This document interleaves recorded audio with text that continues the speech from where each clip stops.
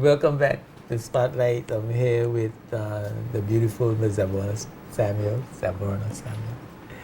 How you doing? I am doing well. How are you? Good. And Trevor, look at he jealous. So instead of handsome Trevor. Man, I waited for something like that. I waited for something like that. I know who he is, you know. But I did not too bad. No, we in the trenches together. All the I know. time. All the time. So it's about self. Yes. I'm with you. Yes, so it's about self.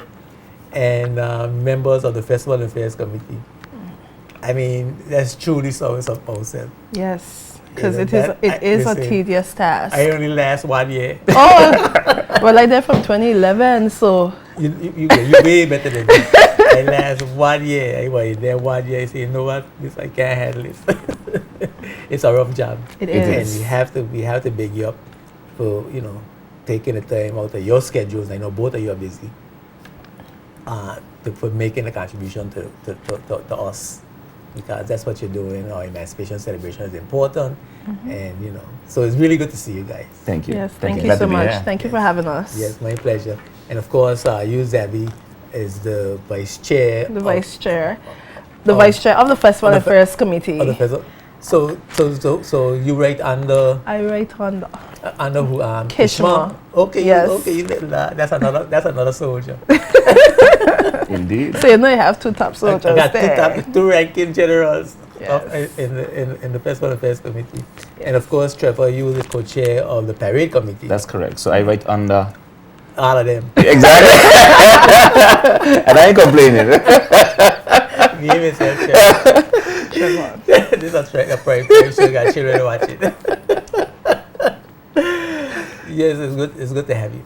So, well, this is Zabby, since you're here. August round the corner, you got another month, Yes. more or less. July around the corner. Our Emancipation celebrations this year, we're under the theme Diversity, Creativity and Culture Like Never Seen, VI Festival 2016. We are officially opening our village on July 25th. And it officially ends on August 6th. Of course, we have our Gospel Fest on a Sunday, which is July 24th. This year, the Festival Affairs Committee, again, is working tediously to ensure that we have a successful celebrations.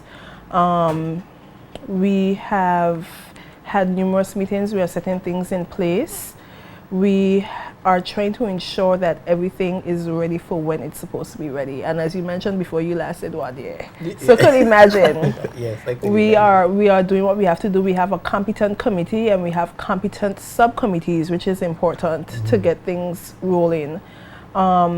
This year the committee is faced with a little challenge because our budget has been somewhat cut. A budget which was very challenging to work with in the first place. So the committee really had to get into it and see what we possibly can do to get things reduced so that we can have emancipation celebrations we're talking about. A lot of things could be reduced. A lot. Okay. A lot of things can be A lot of reduced and a things lot will of be things reduced. have A lot of been... things unnecessary. Yes, a lot of things Yeah, has we been gonna talk about that. reconsidered. Yeah. So I know specifically tonight we're talking about events that happen under the parade committee. The parade committee is responsible, of course, for the parade and the Rise and Shine activities. So I don't know if you want to focus your attention on that or if you want to... Well, we're going to talk about, listen, everybody wants to know what's happening with What's happening? Not necessarily In its entirety. Yeah, in its entirety. not necessarily with the parade by itself, but I mean, I'm really glad you came. But it seems shorter though. The time seems shorter. It is shorter. We would normally start from the Friday Only before. 2 weeks. So it would normally be 14 days of 14 festivities. Yes. I guess we could say basically has been decreased by 3 days. Okay. 3 or 4 days.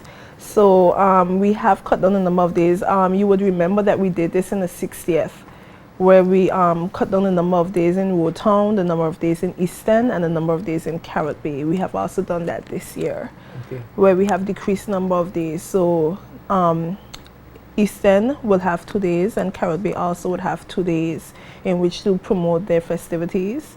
And of course, Woodtown would be minus the 3 days that they originally would have before. Now, you're talking about cutting, and it just always galled me that you had 3 and 4 international bands in one night. And that they normally didn't come on till 2, 3 o'clock in the morning. When I come home fast asleep, I come out to hear the band, and I can't hold up. 2, 3 o'clock when you're supposed to be up, man. Well, when I sleep and I'm supposed to sleep, I just get up 3 o'clock. So what I figure out I needed to do was to go sleep and then come up to the village. That works as well. You know, but I didn't think it was necessary to have 3 bands. Man. We have a local band, so we have 3 local bands, and then we have the one international band. You know, and we had to spend $25,000, $50,000, $100,000 to have them 3 bands in one night. I think you could cut a lot right there on that spot right there. Right. I definitely in Is the that something international. that Yes, it is something that we're looking at. Definitely, the international acts have a two-faced side to it. We noticed that on our international nights, we actually collect enough to pay for the international night as well as other bills for the festivities. As I don't think the public understands that we have many non-revenue generating activities that the Festival and Fairs Committee have to put on, and that we necessarily can't budget for. Hence, and Parade being one of the biggest. Hence the reason why we're trying to get out to the public to let them understand how we need to reduce costs, especially when it comes to the parade, and get the participation and the public involvement. When it comes to that aspect. And it's also the Rise and Shine. We have to pay bands to perform. It was something that was never done years ago, but somewhere along the line, it's something that we picked up and we have to pay for it. So there are many non-revenue generating activities that the Festival and Fairs Committee has to finance. And please note that even on our international nights, we collect enough that at least covers half of those expenses when it comes to our non-revenue generating activities that must be put on. But the question is, can we make that same amount of money with less expenditure? We certainly can. I mean, if you had one good act, we certainly instead can. of 3, would you get the same crowd? I think because it is the international weekend, based on previous ticket sales, we get a minimum of 3,500, and we have seen maximum of over 5,000 persons, depending on the acts that we have had in the village on that weekend. So I think if you do get a good artist, and bear in mind, getting a good artist doesn't necessarily mean you cut costs, because I may get one good artist that costs me the same amount of money I get in three artists. Right? So all of these things have to be considered when we talk about getting one international act that is good, that will bring out the crowd that you want. So like I said, we have been considering all those. Yeah, that's what I'm saying. It's kind of like two-faced. So it's a very tricky situation that we work on every year, and we try to make sure that we are within our realms and that we can cover the cost and that we can make extra revenue to cover other expenses generated. You're going to treat all the bands and the band leaders and the local acts want to know if you're going to treat them the same this year like you're treating international artists. What? I know they are waiting. I know, and we had a meeting that several band members were present. It was actually a very good meeting, and it was a very productive meeting, as Trevor noted. I would say that we are putting ourselves in a position this year where we probably might not have to deal with that situation at all. Hopefully, once things get on the ground, how they should get on the ground. Again, we're working with a reduced budget, so of course that offers additional challenges that we have been dealing with from previous years. But some of the cost-cutting measures that we are trying to implement right now should reduce that problem by far. And we were very honest with the band members in the meeting. It doesn't make any sense to hide from the situation. We were very open and very honest, and they understood our position, and we understood theirs. And I think it's just a matter of giving and taking on both sides, and I think it's clear. I can't speak for the band members and the bands, right? But I know a lot of the guys, and the guys love to play, and I know they don't mind playing. and they will play for a fair price. I don't think they want to exorbitant amount of Well, the money. prices are never exorbitant. But they want just if you say you're gonna pay them today, pay them today. Agreed. And You it's know, totally and that's understandable. all it is. It ain't really much more than that. I don't Right. think, you know. And like I say, I know most of the guys in the bands, and you know they're Virgin Islanders, you know, and they understand the celebration. They want their bands to be heard. They want to participate. True. You know, and they just say, listen, if you tell us $10, at the end of the night, give us the $10. Don't wait till next Christmas. next August to give the $10. Yeah. Well, yeah, You know? and their frustration is understood. Yes. It's not that we generally try to make a lot of excuses, which we really have some valid ones, but their frustration is really understood. And like I said, from this year going forward, we are trying to put some cost-cutting measures in place that would not allow that to happen. Okay. So hopefully we'll see by August how that Let works. them work out. But we are definitely trying our best on our end to do what we have to do to ensure that local artists are paid on time. I know we keep saying that they should be, but again, I don't think the public is aware of the many things that are non-revenue generating that the festival committee is also responsible for putting on. And that in itself lies, you know, a great deal. Challenge. The parade, Trevor, you are the co-chair of the 2016 parade. Yes, sir. And we've had, you know, I mean, when the parade gets going, it's usually a good We're parade. good, yes. I mean, it's colorful. You know, sometimes a little short of music. Hopefully, you know, you could tell us what you're doing this year to make sure that we have music right close enough to the troops and the floats so that they can perform along the way and they feel good about being in a parade. Because I see a lot of them just walking sometime, and I understand because where I am and if I'm there with them, I can't hear no music for them. You know, and I know that has to be a frustrating situation where, you know, you want to dance, you ain't got the music, or the music where you have a song like, you know, ain't ready. Yes. You know, so what are you doing? There are a lot of different challenges. My the co-chair is Miss Maricia Blyden. Sorry, the chairman is Maricia Blyden this year, so I'm assisting her as co-chair. I think we've been off to a great planning start, and some of the same sentiments that you've mentioned, some of the troop owners have mentioned as well. We have gone through a lot of detail to make sure that we are attracting a larger amount and from a larger cross-section of DJs to fill the voids that you're discussing. And we've gotten some really good feedback from DJs that are interested in joining, being a part of the parade. And the bands are also interested in being a part of the parade. So when you have the interest from both the bands and the DJs there... So you feel you have a lot of music this year? You know, knock on wood, we definitely feel so. I think that the meeting with the bands and the DJs was very productive. We listened to a lot of criticism, and we shared information that they didn't know, and we didn't know that they didn't know. Exactly. So I think that you had open and frank discussions. We had very open and frank discussions, and you know, some of them were harsh, but you know, that's the reality. That's the reality of it. No, you have you know, we usually have the challenge of going out all morning, partying, Rise and Shine, the Rise and Shine tramp, and then the same people who Rise and Shine tramp in the troop. Yes. And you know, you can't get up, and don't care how you see the parade starting 11 o'clock. You know, don't start till 4 o'clock. How we handling that? Are we going to abolish the Rise and Shine? Oh. You of all persons, though. You set me up, man. No, we can't do that.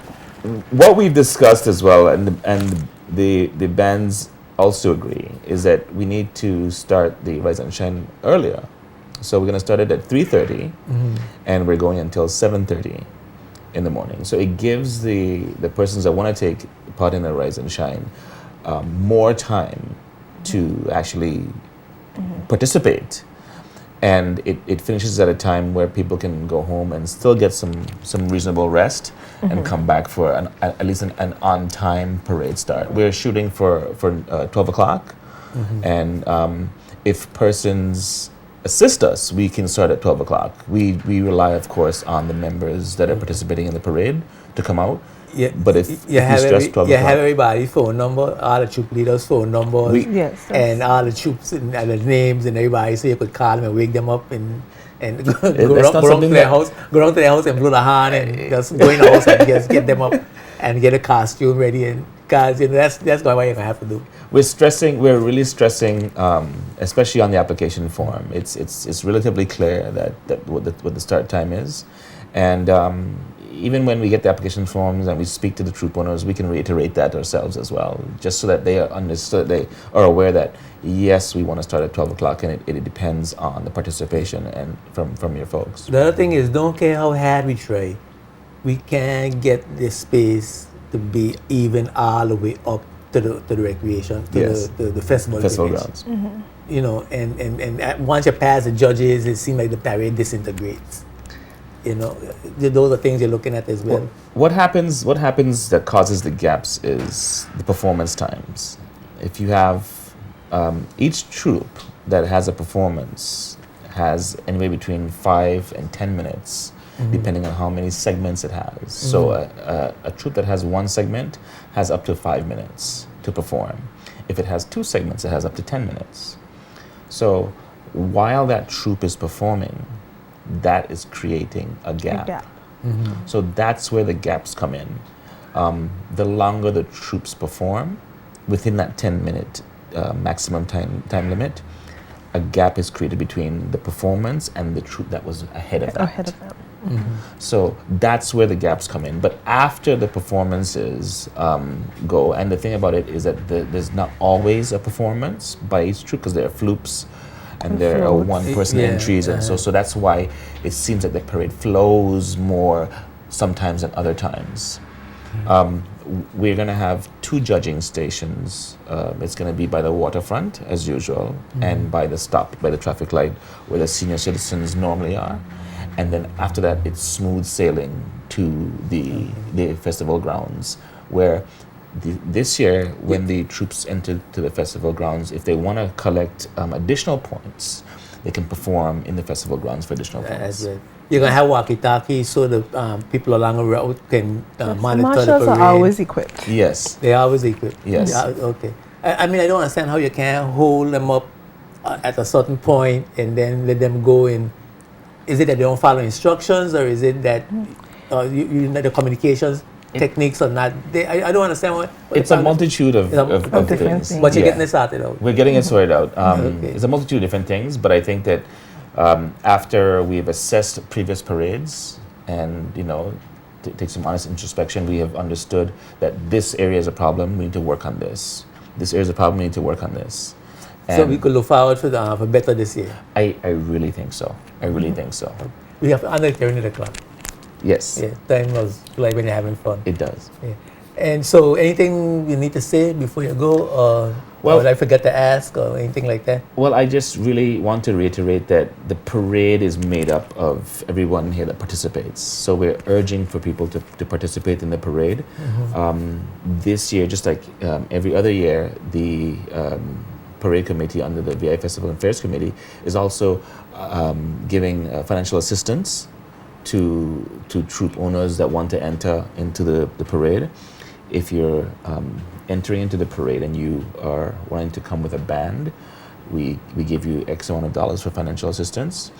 If you're a smaller and we also entry, give you the built up that's trailer. right. We also give you a built up trailer, meaning the trailer with all the wood and the canopy for your band.